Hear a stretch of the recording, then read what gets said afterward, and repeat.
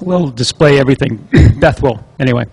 So before I do that, though, I just want to make sure that before you do any of these exercises, make sure you get a doctor's clearance prior to doing any of this, or some healthcare professional before you do any of these ab exercises, especially if you have a history of low back pain or if you have currently any back pain. That's very important. So the exercises that we're going to do are grouped into 3 levels: core stabilization, core strength, and core power. Although we can do them interchangeably, I always like to get core stability established first. If you build a house, you want to build the foundation first. You want a stable foundation to build upon. And that's why I think the core stabilization exercises are so important. That's what we're going to go over first. Then we'll go over core strength, and then we'll go over core power, which is doing things at a rapid pace. We call it XXX tempo, which just means go all out as fast as you can. But first of all, I think it's important to understand what core stability is. Core stability is when the spine is not moving, but your extremities are. Or you're just holding a posture where your spine's not moving, but you're holding postures. And the goal on that would be to actually extend the time that you hold that particular posture.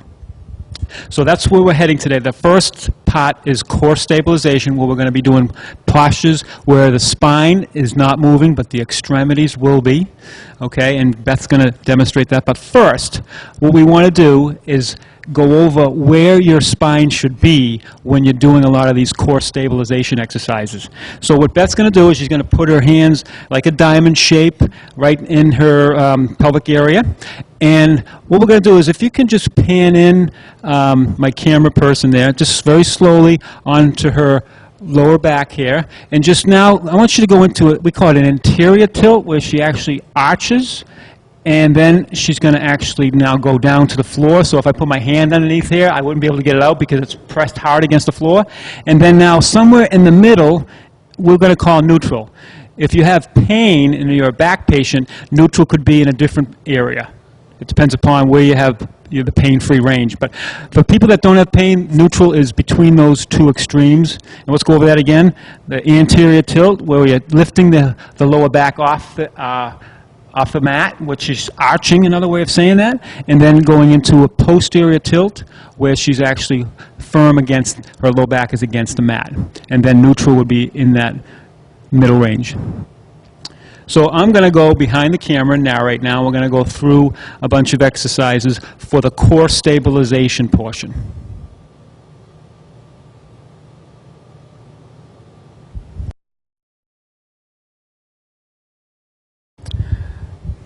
Okay, Beth's now got the show. She's the star of the show here now.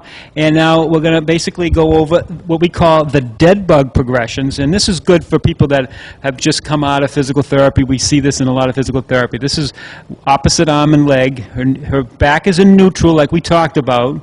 And this is the first stage. Now, if you can't bring your arms as far as that because of a shoulder problem, bring your arms back as far as you can in a pain-free range.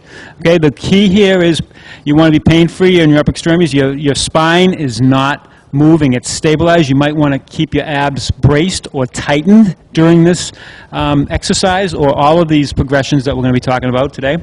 So now we're going to go into the next stage of the dead bug, which is now we're leaving the foot off the ground like that, and opposite arm and leg.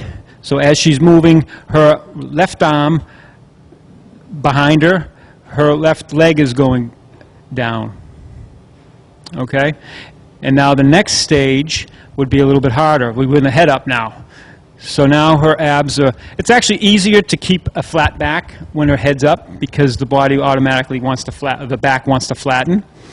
So that, and now we're going to go to the next phase where she brings her legs a little bit more straighter.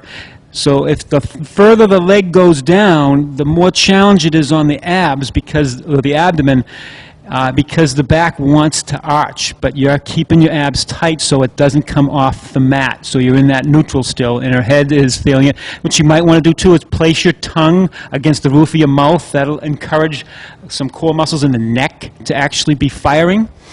Okay, the next stage now is the hardest one of them all, or one of the hardest. So now she's going to just bring both arms back and both legs down. Just like that. So she brings them down as far as she can, her legs, without losing that neutral. Her head is up. If the head gets tired, certainly just put it down. So that is the dead bug progressions.